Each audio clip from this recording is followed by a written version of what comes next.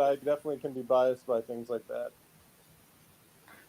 One of the things in the last couple of years I've sort of thought about as doing atypical things, but in a typical way. So, for example, you might have an ISTJ artist, which you might associate more with like Artisan, but they do it in an ISTJ way. I just wondered if there's something in Shannon's interests, which might say NF interests, but maybe done in an Artisan way. So, like with tarot, what I like about it is that I can look at images, I can look at what's there. So, I'm maybe it's SE, and I use that to tell a story of like, what is it about this image that's sticking out for this particular situation? And I can say, oh, well, it's a black cat walking across the path of the woman. Oh, it must mean bad luck. Or, just something like I like using the images that way. Um, and I don't necessarily think that I go into any kind of NI, maybe, but not. I'm not trying to tell this big, elaborate story. More like um, what's concrete Yeah, in this, and what's concrete for the person that I'm talking to. Like I'll pull 3 cards for them, past, present, future. What's in these images that stands out that is mirroring their life right now.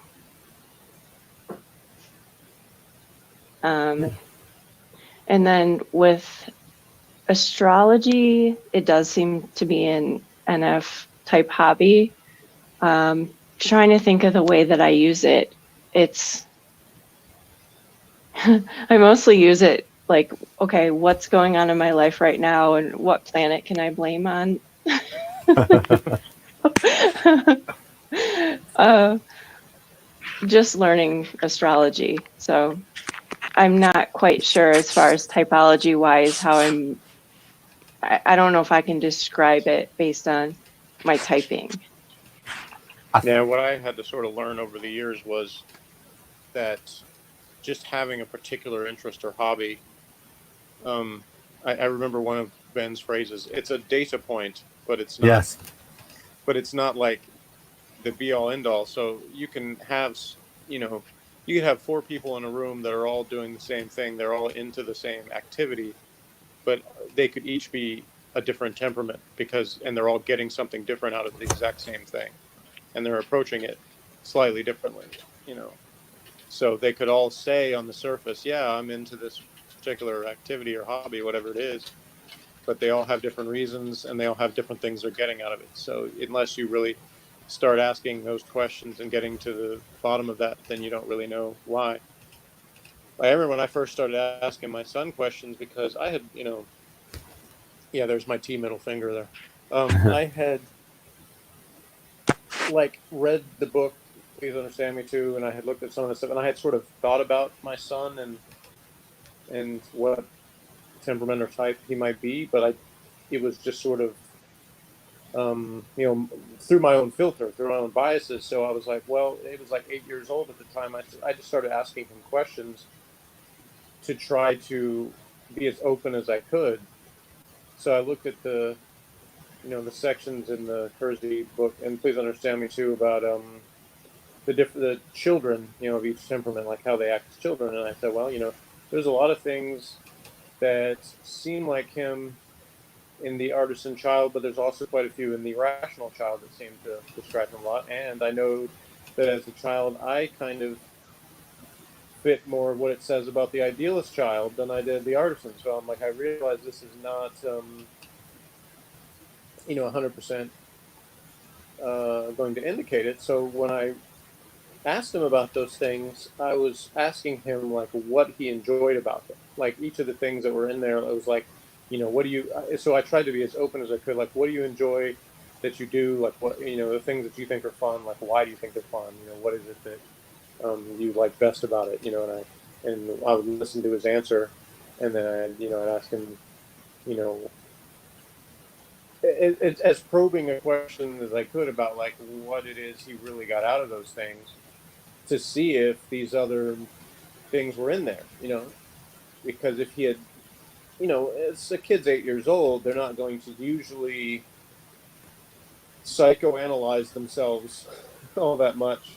Well, I take that back. If they're a S type, they're not going to. So some of the things I've heard from the N types, so they really, especially enough to like really have started to do that by that age. But the way they express it can still not necessarily be one that's going to delve into all that stuff.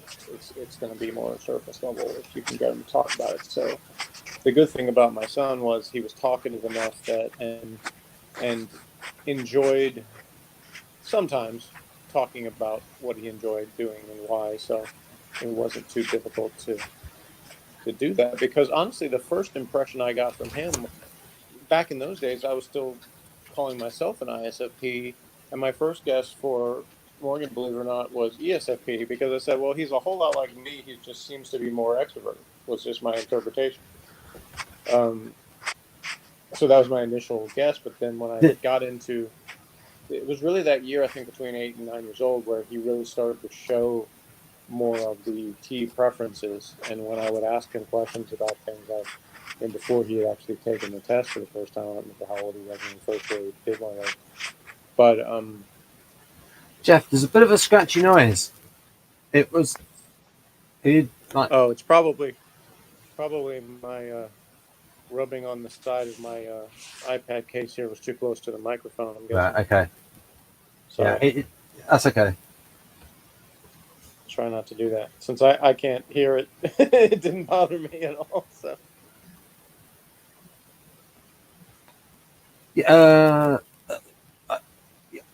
Please go back on your roll. I'll go through these slides. Then I can ask Shannon some interesting things about that sheet. That's probably a good time to stop me, because I was kind of rambling, but I think I was just talking about, like, when someone is open and listens about, what actually are the reasons why someone likes something, then you get more to the heart of, like, their temperamental type. If you just go off, oh, well, this person's into this hobby, so that means they're this type, that you're gonna have too much confirmation bias there, where you're going off something without really getting into the reasons why. So I would say, Shannon, that these are the different scales in the MBTI of the JP. We could go through these with you to see how you relate to these.